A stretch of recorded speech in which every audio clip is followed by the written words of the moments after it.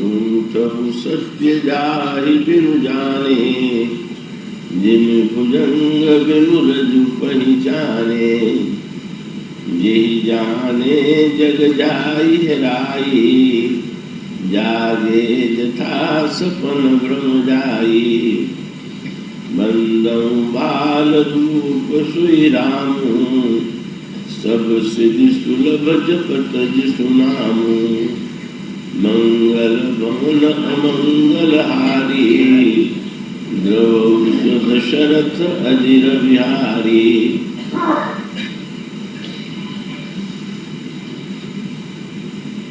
श्री राम कथा रस के पिपासु महानुभाव, भक्तिवती देवियों,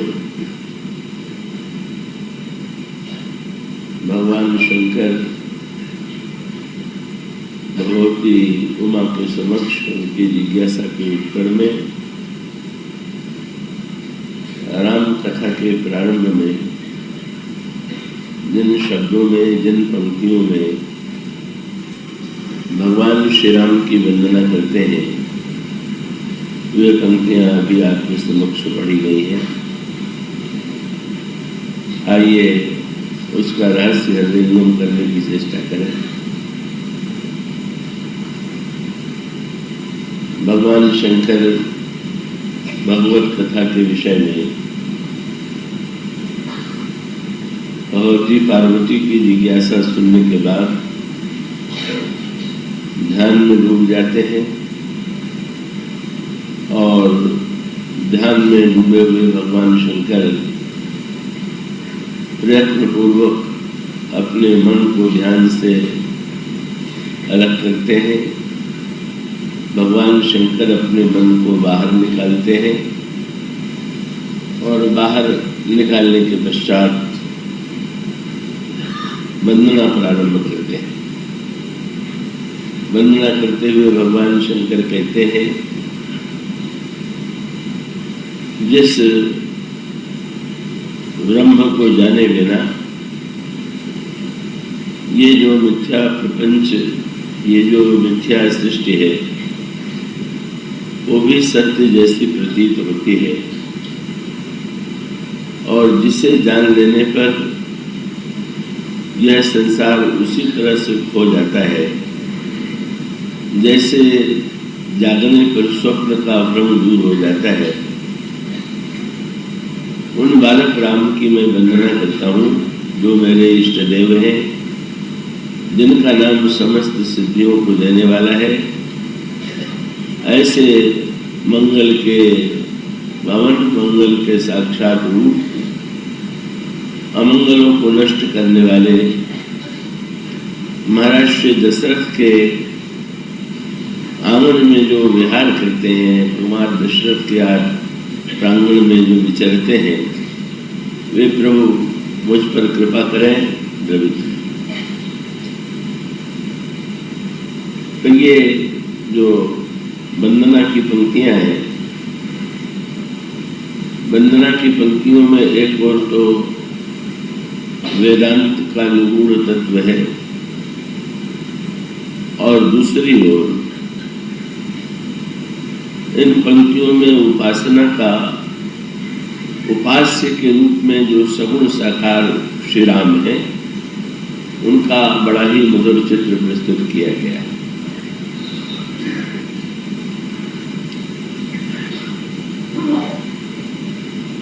कल जो क्रम आपके समक्ष चल रहा था,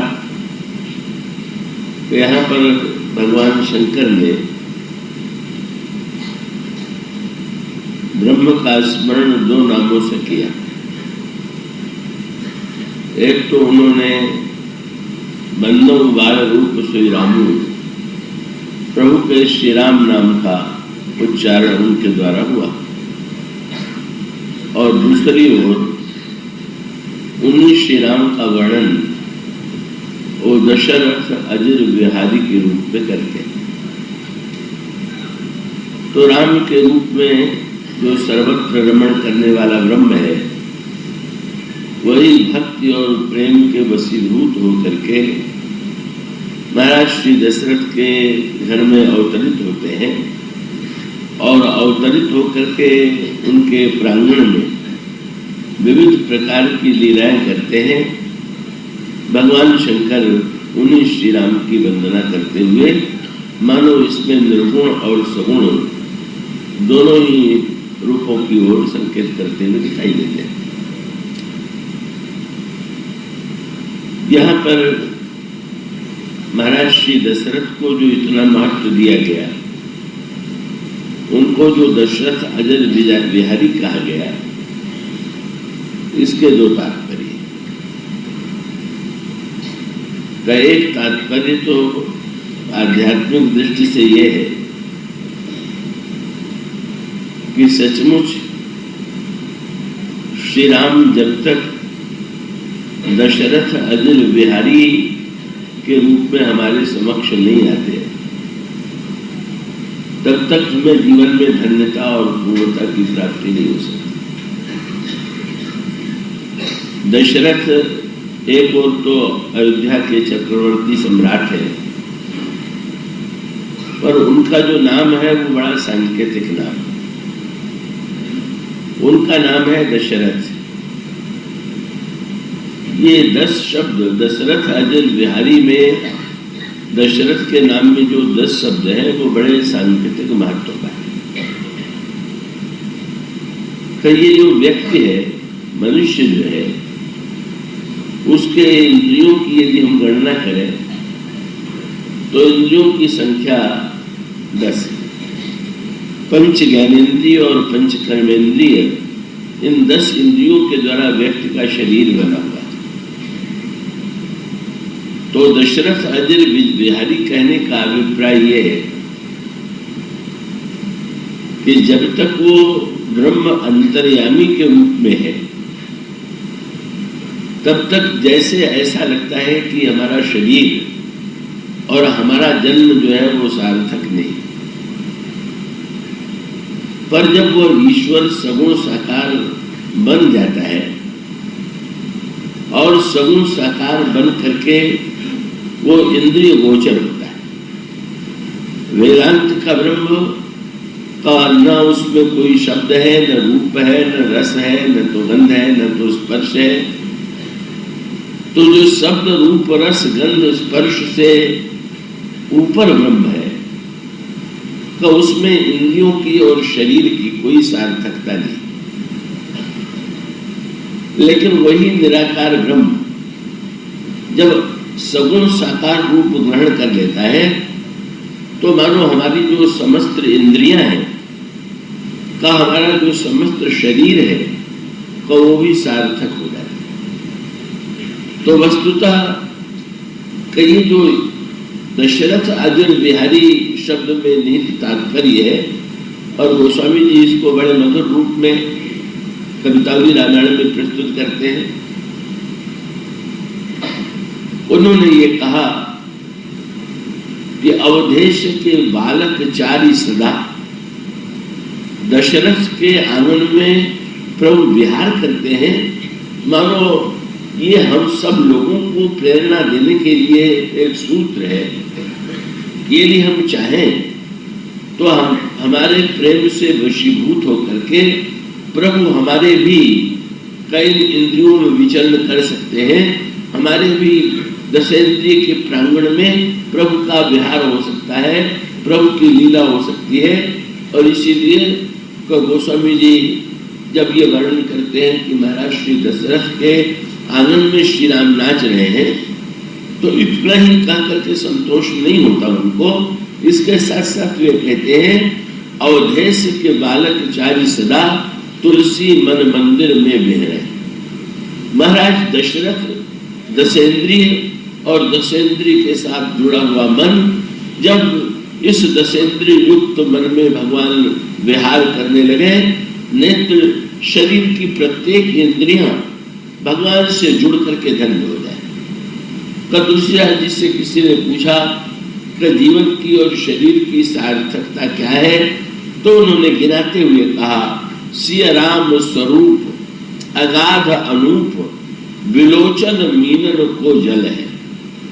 का भगवान का जो दिव्य सौंदर्य है वो मानो एक दिव्य जलमयी रसमयी नदी है और उसमें हमारी आंखें मछली के समान, जैसे मछली जल से अलग हुए बिना नहीं रह सकती है, जीवित नहीं रह सकती, इसी प्रकार से हमारी आंखें प्रभु के सौंदर्य की उस अमृतमयी धारा में पूरी तरह से निरंतर डूबी रहे। श्री राम स्वरूप अगाध अनूप, विलोचन मीनन को जल है, और कान मृश्रुति राम कथा।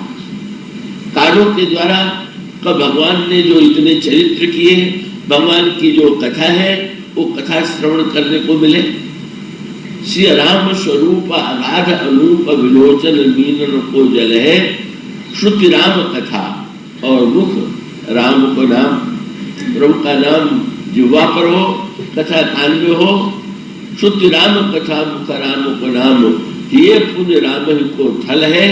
मति राम ही सो, रति राम ही सो, गति राम सो राम ही को बलो है। सब की न कहे तुलसी के मते, इतने जग जीवन को फल है। और उसका अभिप्राय ये है, ये अंतर और बाह्य, ये दो प्रकार की विचारधाराएं हैं। निर्गुण निराकार ब्रह्म अंतर्यामी, और सगुण साकार ब्रह्म जो है वो बाहर दिखाई देता है। तो हम उसे भीतर देखें कि बाहर देखें? और इसका उत्तर ये है कि यदि केवल हम ब्रह्म को भीतर देखेंगे तो इसका अभिप्राय है कि जितने देर तक हम आंखें मूंदे रहेंगे, जितने देर तक हम ध्यान करेंगे, उतने देर ही हमें ब्रह्म सुख का अनुभव होगा, ब्रह्म का साक्षात्कार होगा। और जो ही हम दृष्टि खोलेंगे तो दृष्टि को खोलते ही हमारे सामने हम व्याकुल हो जाएंगे, ये सोच करके हमको निराशा होगी कि अरे अभी तक तो मैं ब्रह्म का साक्षात्कार कर रहा था, ब्रह्म का ध्यान कर रहा था, पर अब तो मेरे समक्ष ये संसार है। और इस तरह से नेत्र खुलने पर संसार और नेत्र बंद करने पर ईश्वर यदि दिखाई पड़ा तो इसका अर्थ ये है कि भाई हमें अधिक समय तो बाहर नेत्र खोल करके ही देखना है। अगर वो भीतर ही है तो फिर बाहर या तो हम नेत्र मुदे रहे, व्यवहार से अलग हो जाए, या संसार को देख करके निराश होते रहे। तो रामायण में बड़ी मीठी बात कही गई, और वो ये है कि भाई जिसका संकेत श्री सीता जी ने पुष्प वाटिका में दिया, और वो दोनों में अंतर्यामी और बाहिर यामी श्री राम, एक भीतर दिखाई देने वाले श्री राम और एक बाहर दिखाई देने वाले श्री राम, इन दोनों का एक बड़ा ही मधुर संकेत प्रस्तुत किया गया। आप उस वाटिका में पढ़ते हैं कि श्री सीता जी ने जब भगवान श्री राम की कथा सुनी, उनके सौंदर्य का वर्णन सुना, तो उस सौंदर्य का वर्णन सुनने के पश्चात, उनकी महिमा को सुनने के बाद का उनके अंतःकरण में प्रभु के प्राप्ति की आकांक्षा जागृत हुई। वहां पर भी साधना का क्रम। आप जो कथा श्रवण करते हैं उसकी सार्थकता क्या है? जैसे आप किसी स्थान का वर्णन सुने कि वो स्थान कितना सुंदर है, कितना आकर्षक है, तो उसको सुनने और उसका वर्णन पढ़ने के बाद आपके अंतःकरण में इच्छा उत्पन्न होती है कि ऐसी वस्तु को तो देखना चाहिए। इसी प्रकार से कथा का उद्देश्य क्या है?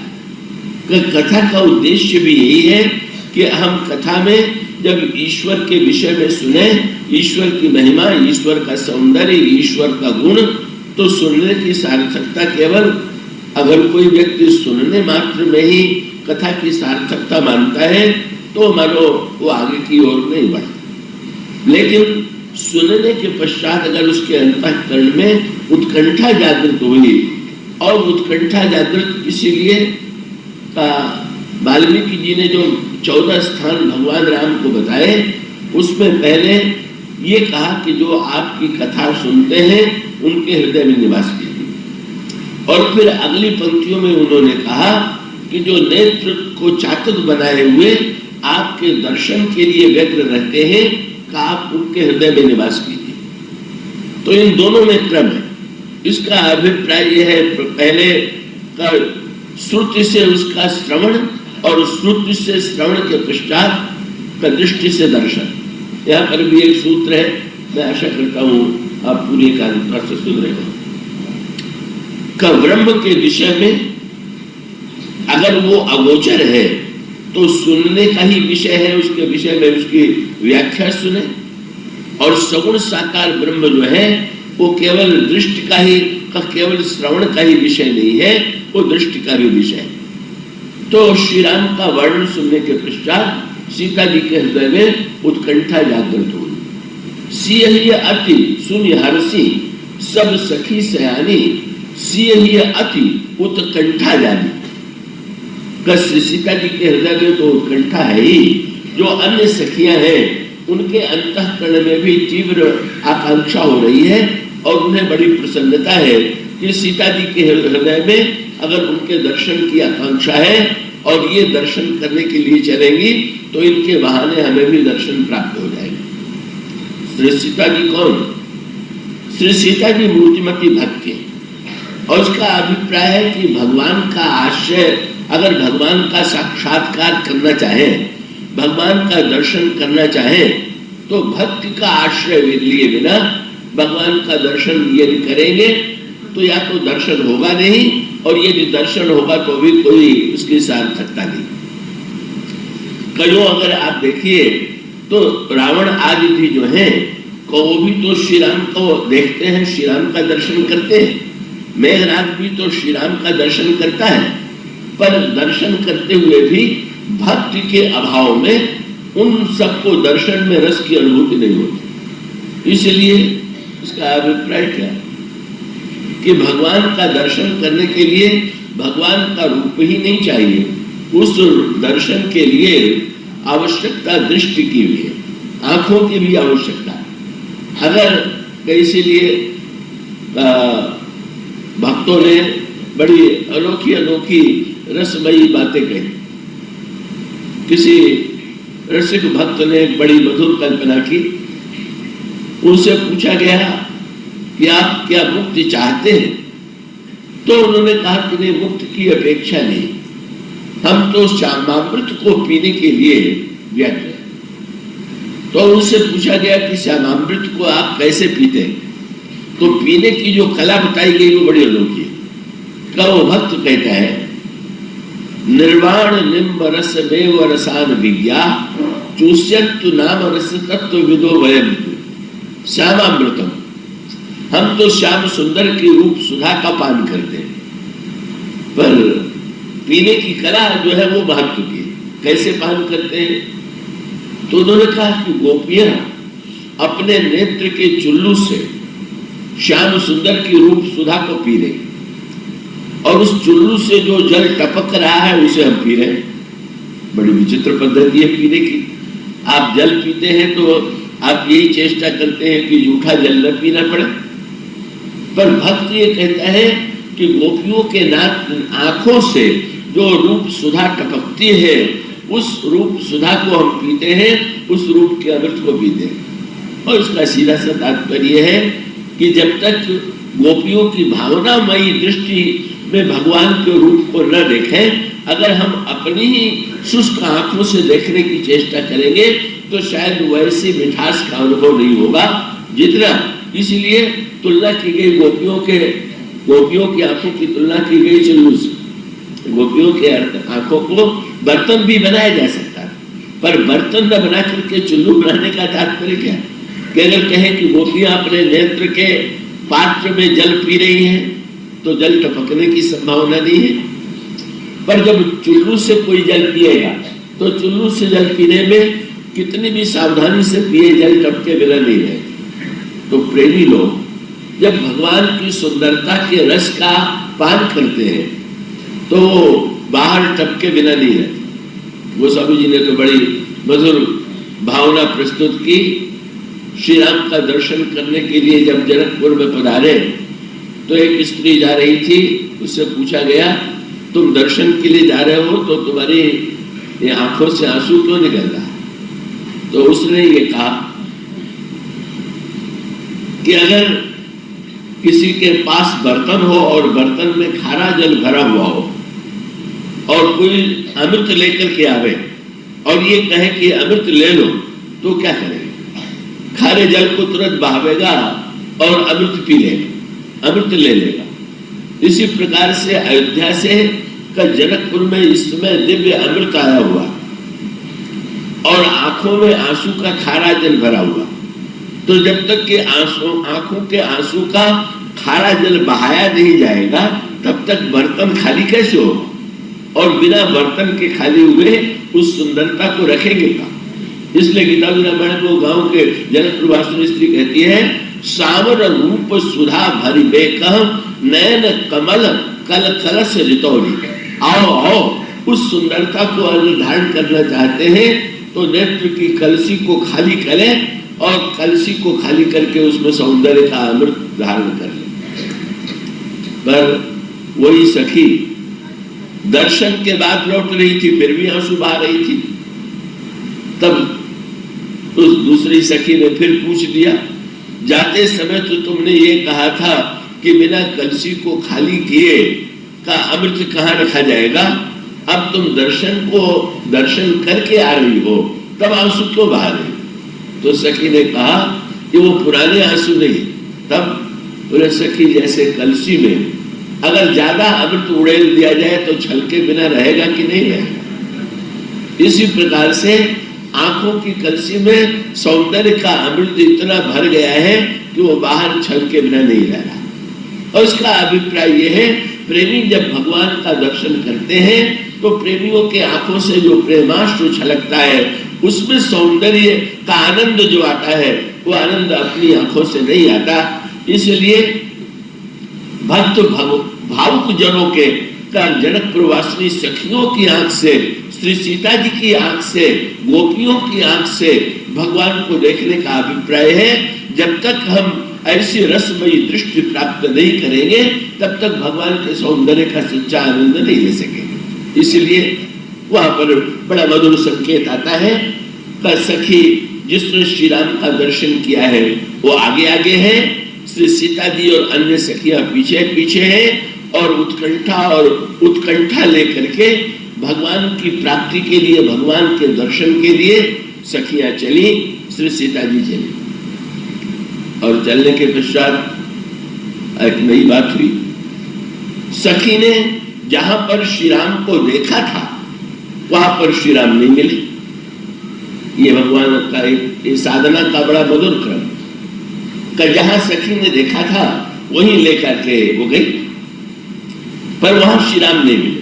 और ये बड़े महत्व का तत्व है क्या कि भाई जिस महापुरुष का आप आश्रय लेंगे उस महापुरुष ने भगवान को जिस विधि से पाया होगा, जिस स्थान में पाया होगा, आपको भी तो वहीं पर ले जाने की चेष्टा करेंगे। किंतु भगवान का उद्देश्य क्या है? दो बातें। बोले अगर उसी स्थान में दर्शन दे दे जहां एक संत या एक आचार्य को दिया है तो भ्रम ये हो जाएगा कि भगवान केवल वही। पर भगवान किसी संत को, किसी आचार्य को, किसी भक्त को कहीं दर्शन देते हैं, दूसरे को दूसरे स्थान पर, तीसरे को तीसरे स्थान पर, और इसके द्वारा भगवान ये बताना चाहते हैं कि मेरे दर्शन के लिए किसी एक स्थान की आवश्यकता नहीं है। जहां मैं चाहूं उस स्थान पर मैं जब सर्वव्यापक हूं तो मैं सर्वव्यापक होने के नाते कहीं भी दर्शन दे सकता हूं। एक तो भगवान ने दर्शन इसलिए नहीं दिया, और दूसरे अगर भगवान का दर्शन इतनी सरलता से हो जाए तो व्याकुलता मन में उत्पन्न नहीं होगी। इसलिए ये जो भगवान कुछ विलंब लगाते हैं दर्शन देने में, कई बार उसका अभिप्राय क्या है कि जैसे भूख लगी न हो और बढ़िया भोजन परोस दिया जाए तो उसमें वो स्वाद नहीं आ रहा। इसी प्रकार से अगर व्याकुलता न हो तो व्याकुलता के अभाव में भगवान के सौंदर्य का सच्चा रस नहीं आ रहा। इसलिए उत्कंठा के बाद व्याकुलता उत्पन्न होनी चाहिए।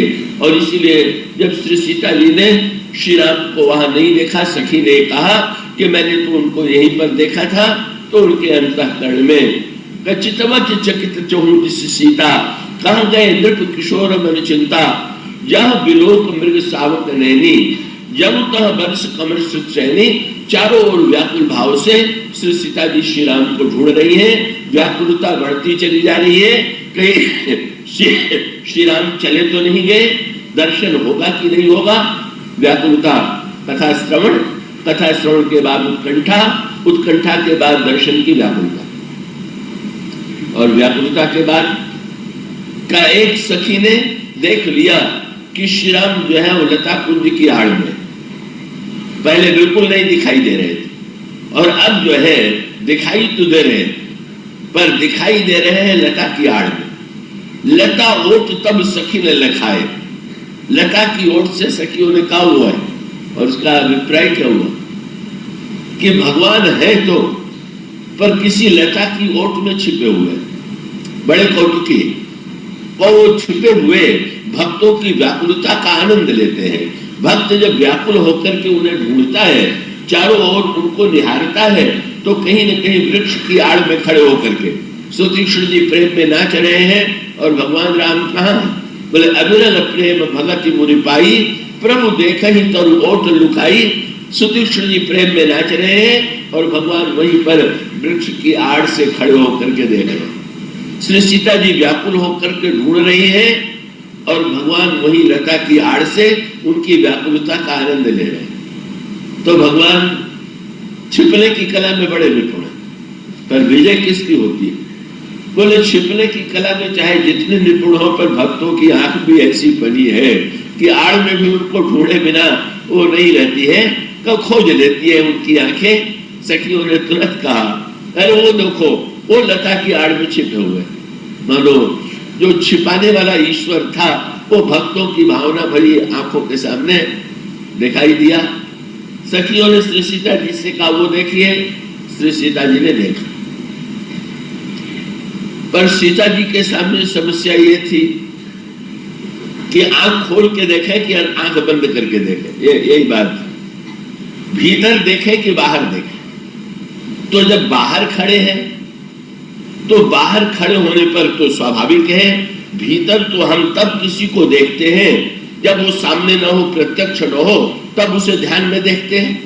जब कोई सामने होता है तो सामने होने के बाद फिर अगर वो आंख बंद कर ले किसी को देख करके तो सामने वाले के सम्मान के अनुकूल नहीं होगा। ऐसा लगेगा कि जैसे सामने वाले की उपेक्षा की जा रही है। इसीलिए गोस्वामी जी ने कहा, लेकिन श्री सीता जी ने एक अनोखा कार्य किया। क्या? उन्होंने जब सखियों ने कहा कि वो देखिए, तो श्री सीता जी ने नेत्र मूंद लिया। गोस्वामी जी कहते हैं, नेत्र मूंद करके भी संसार का किसको भीतर देख रही?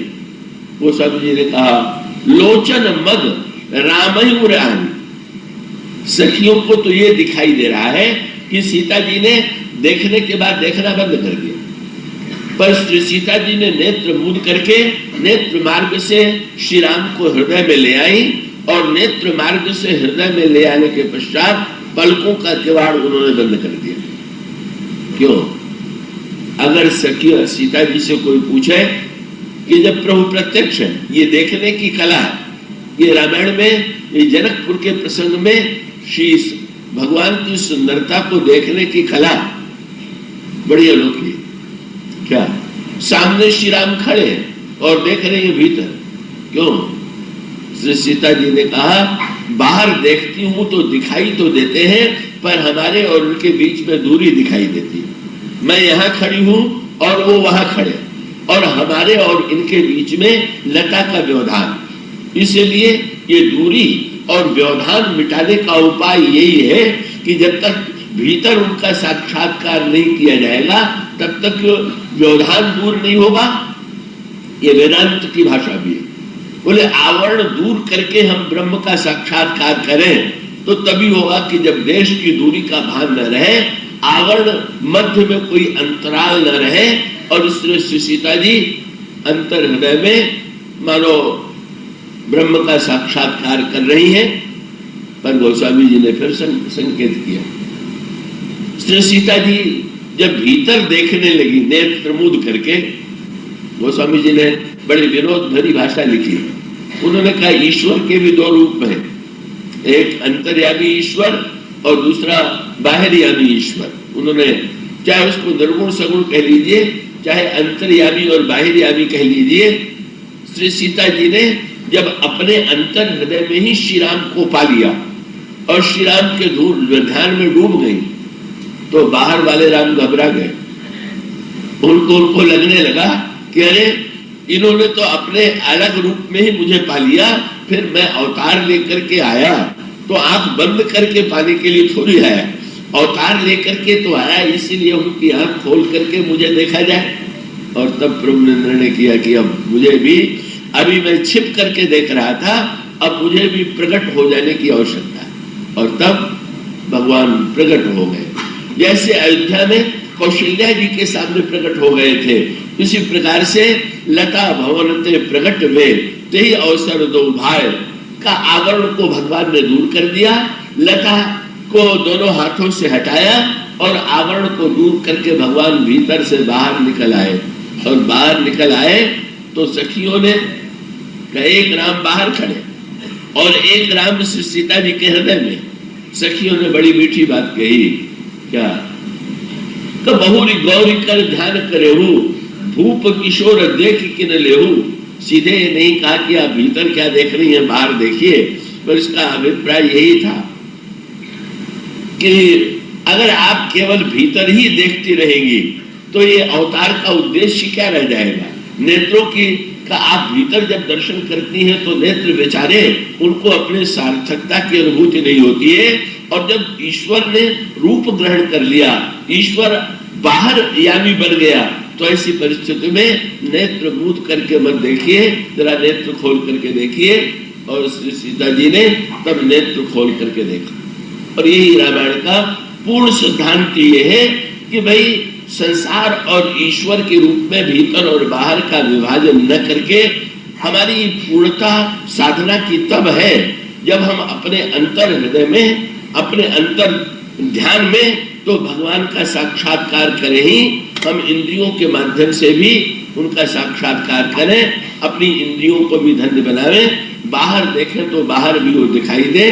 इस तरह से अवतारवाद का जो मूल सिद्धांत है वो मानो भीतर को बाहर ले आना, और भीतर वाले को बाहर ले आने के लिए ये जो पद्धति है इसका सर्वोत्कृष्ट निरूपण दशरथ के जीवन में किया गया।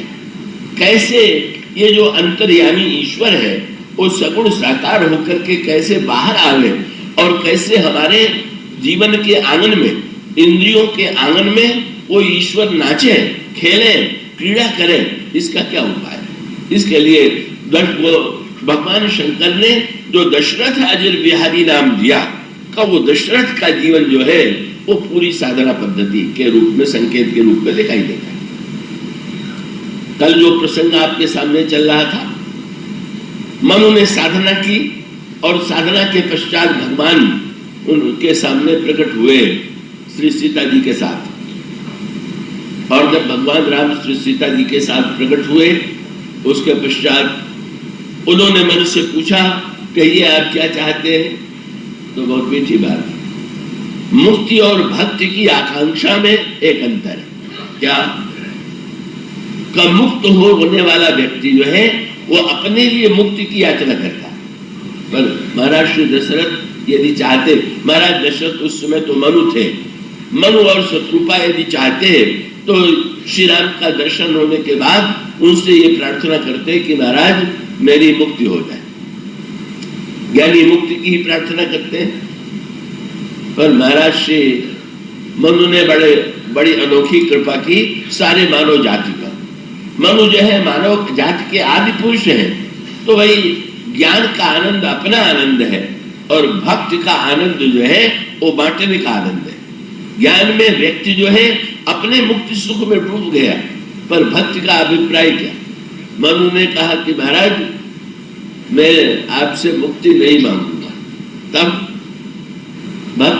भक्तों ने भगवान से बड़ी अंतर है, ये जो जीव है वो त्रिगुण के बंधन में बंधा हुआ।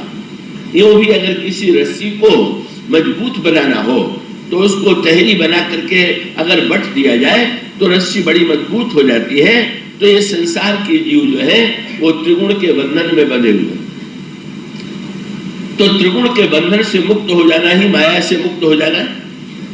कैसे मुक्त हुआ जाए, इसके लिए सारे शास्त्रों में मुक्ति के अनेक उपाय बताए गए हैं। ज्ञान का उपाय है और कर्म की मान्यता के अनुकूल मुक्ति का प्रयत्न है। मुक्ति के अनेक उपाय बताए गए, पर कई उपाय ज्ञानियों ने ये किया। ज्ञानियों ने कहा कि अगर रस्सी से व्यक्ति बंधा हुआ है और रस्सी को काट दिया जाए तो बंधन से मुक्त हो जाएगा। तो त्रिगुण की रस्सी को आइए हम लोग का विवेक के द्वारा उस त्रिगुण के बंधन को काट दें, अहंता और ममता के बंधन को काट दें, बस इतने मात्र से हमारी मुक्ति हो जाएगी, ऐसा ज्ञानियों ने कहा। लेकिन तुलसीदास जी ने एक नई बात भगवान से कही, भव बंधन काटे ही नर ज्ञानी। लेकिन तुलसीदास जी से भगवान ने पूछा, तुलसीदास ये बताओ कि तुम भव बंधन से कैसे छूटोगे? तो उन्होंने कहा, महाराज उपाय तो अनेक है, पर मेरे मन में तो एक ही उपाय विशेष रूप से आ रहा है। क्या? उन्होंने कहा, महाराज अपनी ओर से अगर प्रयत्न करें तो भले ही रस्सी टूट जाए या उससे मुक्ति मिल जाए, लेकिन रस्सी जिसने बांधी हो अगर वही खोल दे तो झंझट से मुक्ति है। तो ये त्रिगुण की रस्सी तो आपने बनाई है, तो तुलसीदास यह जीव मोह रजु जे ही बांधे सोई छोड़े। महाराज आपने बांधा है, आप छोड़ दीजिए। भगवान ने कहा, अच्छा मैं अभी काट करके तुम्हें मुक्ति दे देता हूँ। तुलसीदास जी ने कहा, ना महाराज काटना और ज्ञानियों को शोभा देता है, आपको शोभा नहीं देता। क्या?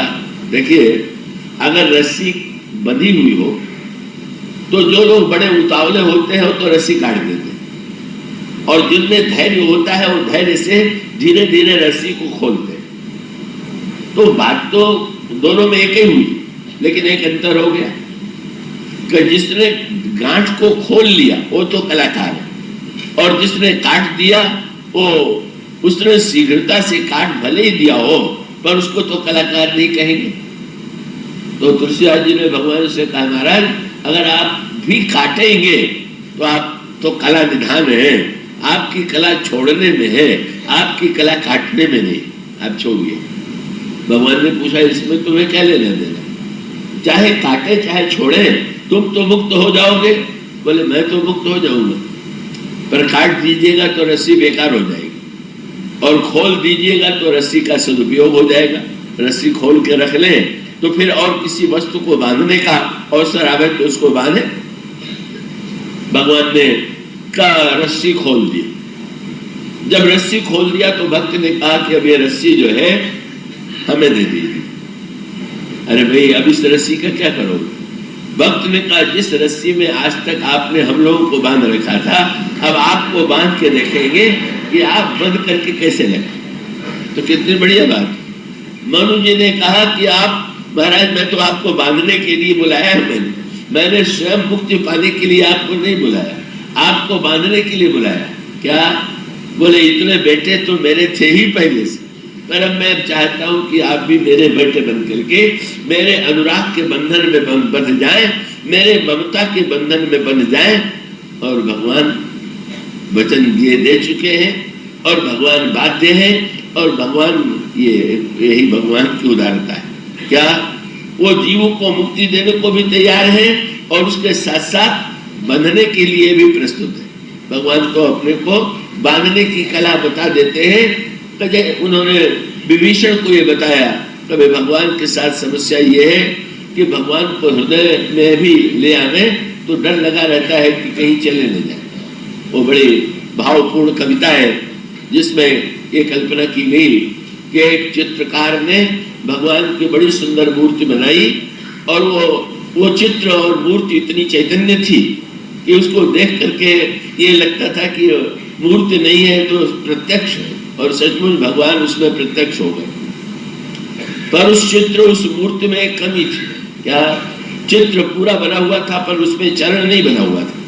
भगवान प्रकट हो गए चित्र में, और चित्रकार को उन्होंने उलाहना दिया, तुमने मेरा चित्र तो बड़ा सुंदर बनाया पर मेरे पैर तो तुमने बनाए ही नहीं। उसने कहा कि महाराज चरण बनते ही कहीं आप चले न जाए, ये डर लगा हुआ है, इसलिए आपका मैंने सारा अंग बना दिया, चरण बनाना ठीक नहीं।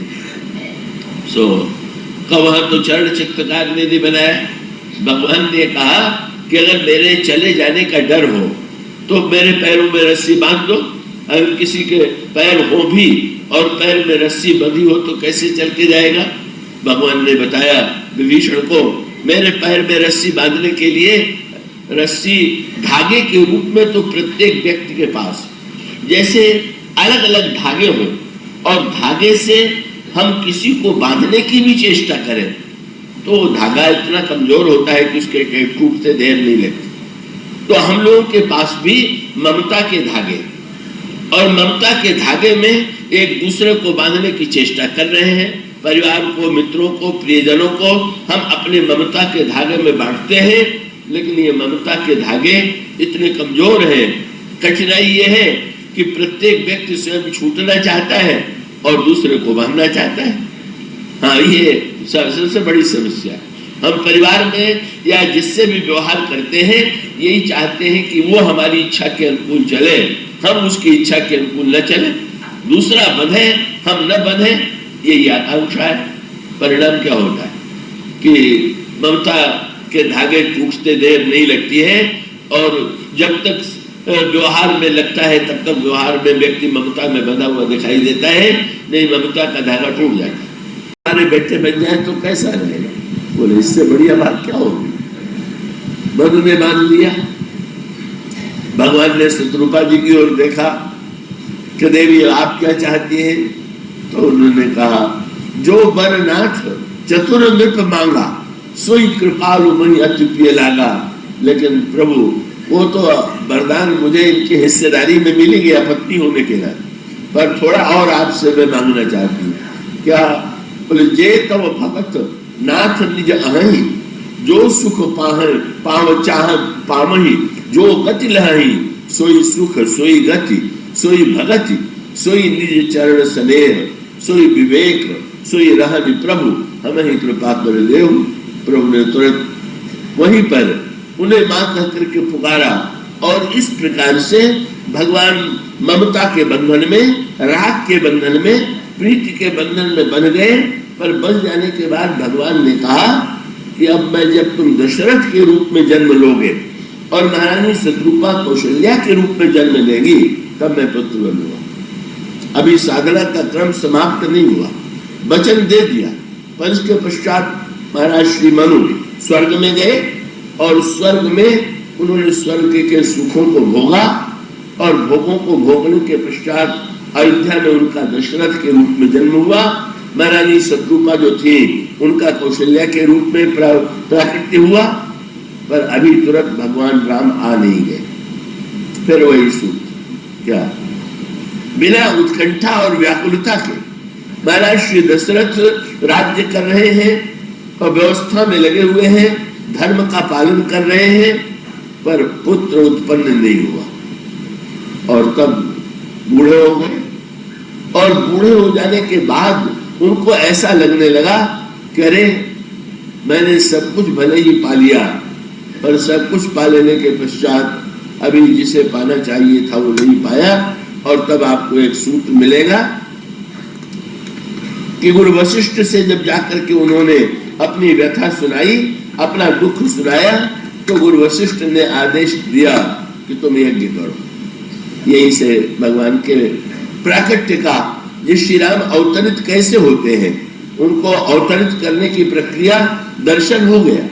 पर दर्शन के बाद अभी पुत्र बन करके अवतरित करने की प्रक्रिया में फिर यज्ञ का वर्णन आता है। और यज्ञ के वर्णन में का अर्ण मंथन किया गया, और उसमें प्रेम पूर्वक आहुति दी गई, और आहुति देने के बाद अग्निदेव प्रकट हुए, और अग्निदेव ने प्रकट होकर के महाराज श्री दशरथ के हाथ में खीर का पात्र दे दिया, और खीर का पात्र देकर के कहा कि राजन एक खीर ले जा करके सभी रानियों में उचित मात्रा में बांट दो। और तब फिर ये यज्ञ क्या है, भगवान यज्ञ से प्रकट हुए, यज्ञ के माध्यम से वो संसार में आए, इसका अभिप्राय यह है कि जीवन में जब तक हमारा कर्म यज्ञात्मक नहीं हो जाता, यज्ञात्मक कर्म का अभिप्राय क्या है? बस एक सूत्र है, क्या? जो आपको मिला है उसे आप अकेले अपने स्वार्थ के लिए प्रयोग न कीजिए, उसका वितरण कीजिए, उसको बांटिए। यही है यज्ञ का मूल सूत्र, यही क्रम है। अग्निदेव को आहुति दी गई, पर आहुति पाने के बाद अग्निदेव ने खीर दिया। जितना पाइए उससे भी अधिक देने की चेष्टा कीजिए। तो अग्निदेव ने जो अन्न की आहुति पाई उसमें शुष्कता थी, पर उन्होंने जो दूध में बना हुआ दिव्य खीर दे दिया, वो एकदम शुद्ध सत्व में प्रसाद अग्निदेव के द्वारा मिला। तो आहुति दी गई तो अग्निदेव ने खीर दिया, और खीर देने के बाद अग्निदेव ने ये कह दिया, क्या? अग्निदेव ने कह दिया कि ये हाथ भी आप बांट दीजिए। और बांट देने में, बांटने में जो सूत्र दिया गया वो बड़ा सुंदर, क्या?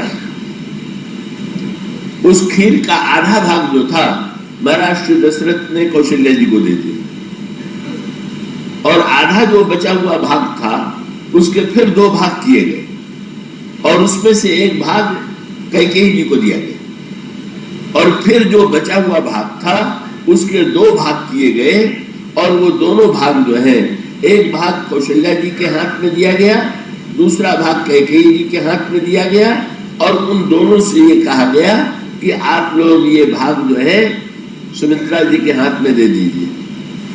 विचित्र बंटवारा का, नहीं तो साधारणतया खीर के 3 भाग करके तीनों रानियों को बांट दिया जाता, पर न, इसके पीछे तात्पर्य क्या? कौशल्या जी को आधा दिया गया, पर धन्य है कौशल्या जी, आधा उन्होंने पाया और पूरा दिया।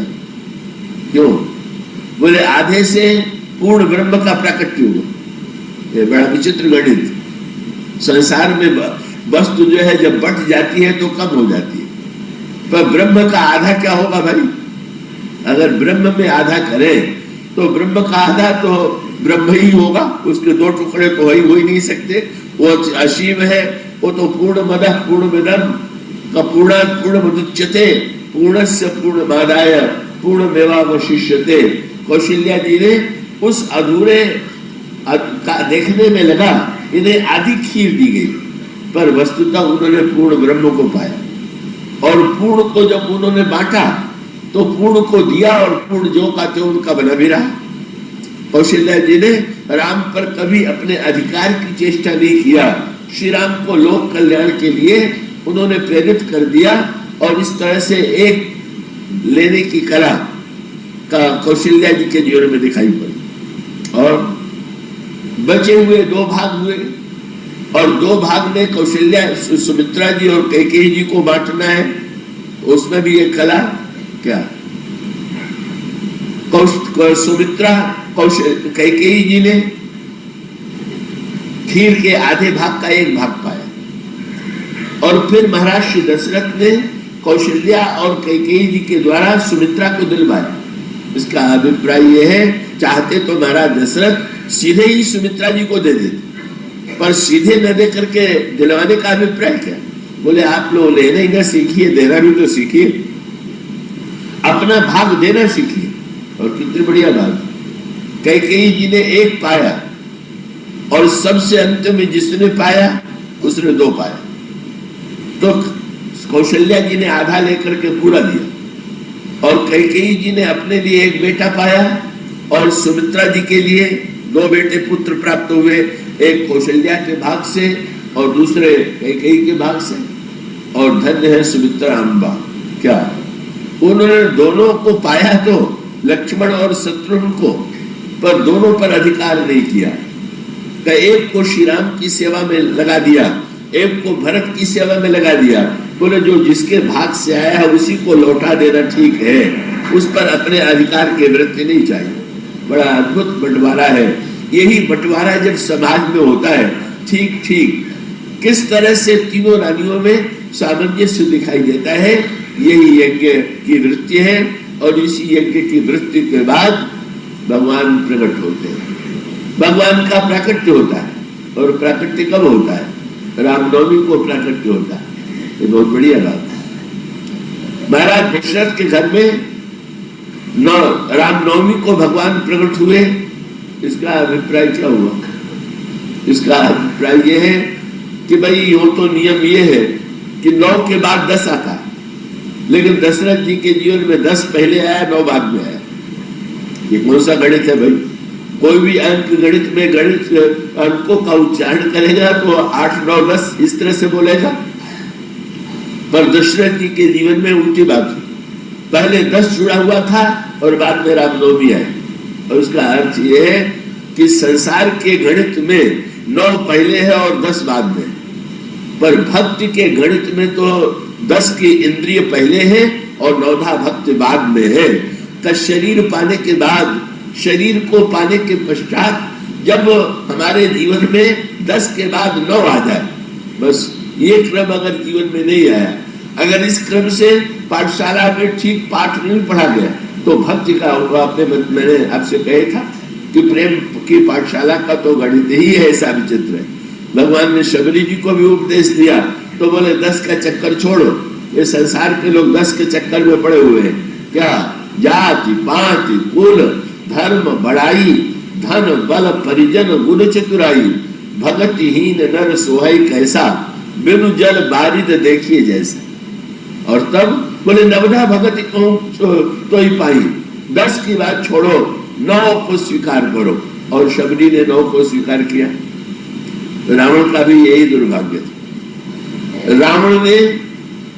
रावण भी 10 वाला है, वो 10 मुख है, और उसने भी साधना किया और तपस्या किया, और उसको वरदान देने के लिए 2 आए, और ब्रह्मा और शंकर आए। रावण देखने लगा बड़े विचित्र, तपस्या करने वाला 10 मुंह वाला, और जो वरदान देने आए कौन, कितने मुंह वाले? शंकर जी 5 मुंह वाले और ब्रह्मा 4 मुंह वाले। दोनों को जोड़ दे तो 9। अगर वो बुद्धिमान होता तो समझ लेता कि 10 का फल जो है 9 का दर्शन है, पर वो इतना अभागा था कि 9 को देखने के बाद भी 9वां भक्ति मांगने की इच्छा। विभीषण बड़े चतुर थे, 9 को देखा तो 9वां भक्ति की याद आ गई और वरदान मांग लिया कि भगवान के चरणों में भक्ति हो। और रावण ने जब तुलना किया कि इनके 9 सिर हैं तो उसने सोचा कि ये दोनों बड़े चतुर हैं, लेकिन हमसे अगर तुलना हो जाए तो एक सिर हमसे कम ही है, ये हमसे बुद्धिमान कम है। परिणाम क्या हुआ? उसने संसार की वस्तुओं की याचना किया। सचमुच दशरथ ने इंद्रियों की शरीर की सार्थकता जिस रामनवमी में है, जब वो 9वां भक्ति की परिपूर्णता आती है तो श्री राम प्रकट होकर के दशरथ के प्रांगण में क्रीड़ा करते हैं। इसलिए भगवान शंकर स्मरण करते हैं द्रवहु सो दशरथ अजर बिहारी। इसके बाद की चर्चा करेंगे।